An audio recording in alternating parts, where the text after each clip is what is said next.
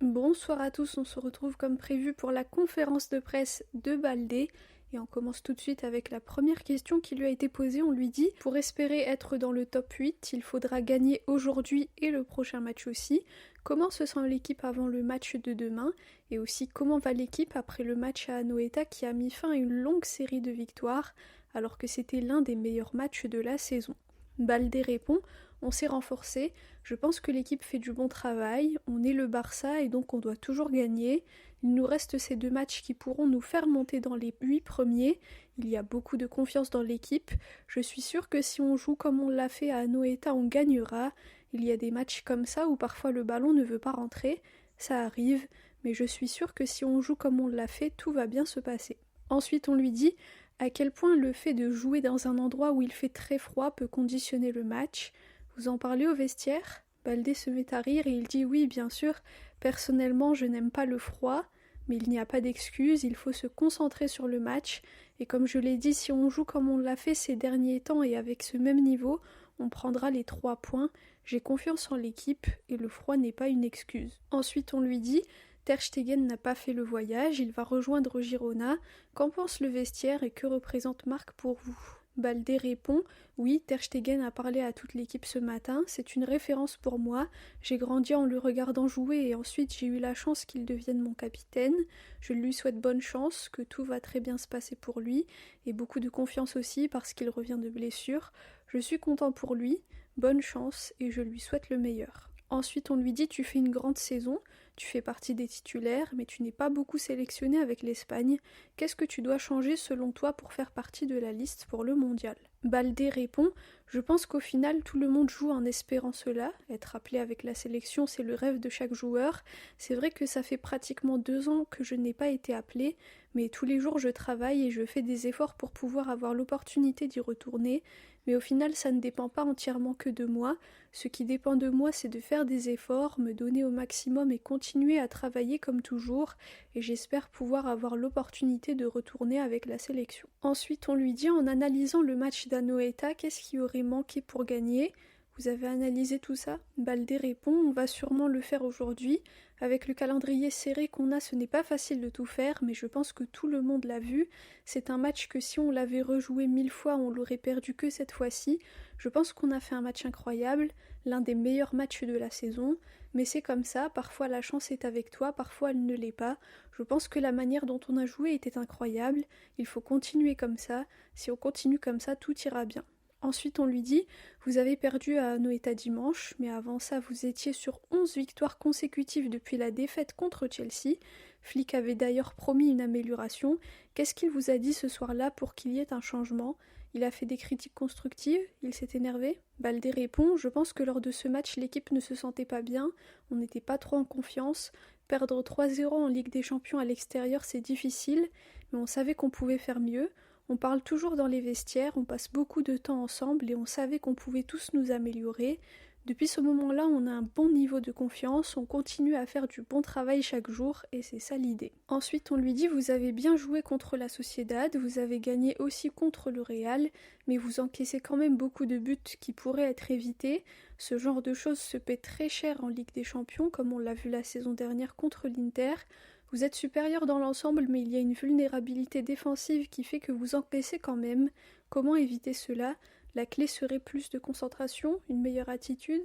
Baldé répond: il y a toujours des choses à améliorer, on encaisse des buts mais on en met plus, c'est notre style de jeu, prendre beaucoup de risques.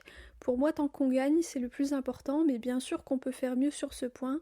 On est dans une bonne phase, on vient de gagner la Supercoupe, on est premier en Liga, on est en lice pour la Ligue des Champions, donc je pense que ça va, il faut continuer comme ça. Ensuite on lui dit: cette saison il y a des joueurs qui ont des profils différents qui jouent devant toi, par exemple Rashford qui est un ailier pur ou Fermin qui rentre plus dans l'axe. Quand te sens-tu le plus à l'aise? Quand tu as tout le couloir pour toi ou bien quand tu es plus derrière? Baldé répond: c'est vrai que ces dernières années normalement j'ai toute l'aile pour moi, mais au final on est des joueurs professionnels donc on doit savoir s'adapter à toutes les situations. Quand Marcus est là, je me sens à l'aise, quand c'est Rafa aussi, donc pour moi c'est pareil. J'essaie de m'adapter à toutes les situations et m'améliorer chaque jour. Ensuite, un journaliste lui dit: Cancelo peut jouer à ton poste aussi. Comment fais-tu face à cette concurrence? Que peux-tu apprendre de lui? Baldé répond: je suis très content quand il y a un nouveau joueur qui nous rejoint pour aider l'équipe, c'est important. Cancelo est un très bon joueur qui a beaucoup de qualité, il a beaucoup d'expérience et a joué dans plusieurs grands clubs.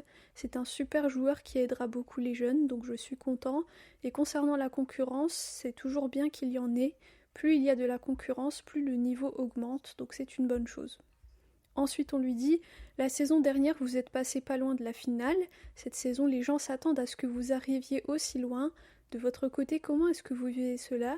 Et penses-tu que l'équipe a la possibilité d'aller chercher ce titre? Baldé répond: il y a beaucoup d'envie, la Ligue des Champions est la compétition que tous les joueurs rêvent de jouer et de gagner. On est le Barça, on doit aspirer à gagner tous les titres.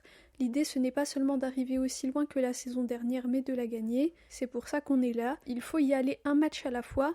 Pour le moment, l'objectif est de finir parmi les 8 premiers et ensuite, bien sûr, aller la gagner. Ensuite, on lui dit concernant Dro et son possible départ, est-ce que tu lui as parlé ces jours-ci?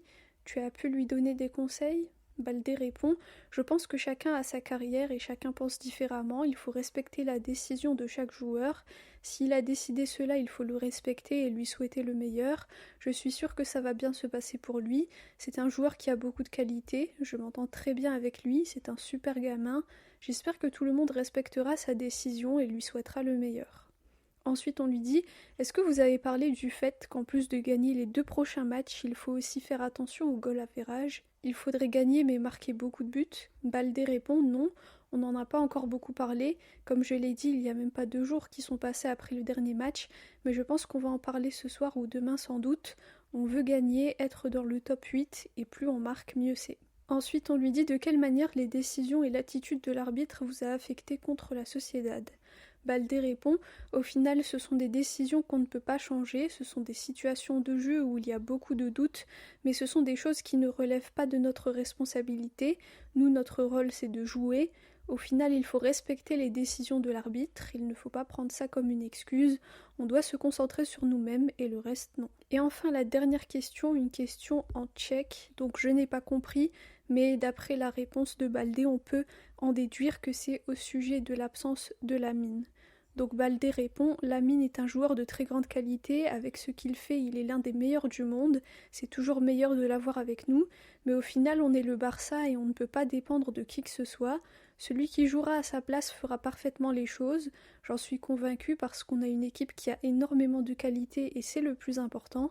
Et concernant la célébration, à chaque fois qu'il marque, on fait une danse, on célèbre ensemble, mais peu importe qui marquera, on célébrera. Voilà pour la conférence de presse de Baldé avant le match de demain contre le Slavia Prague.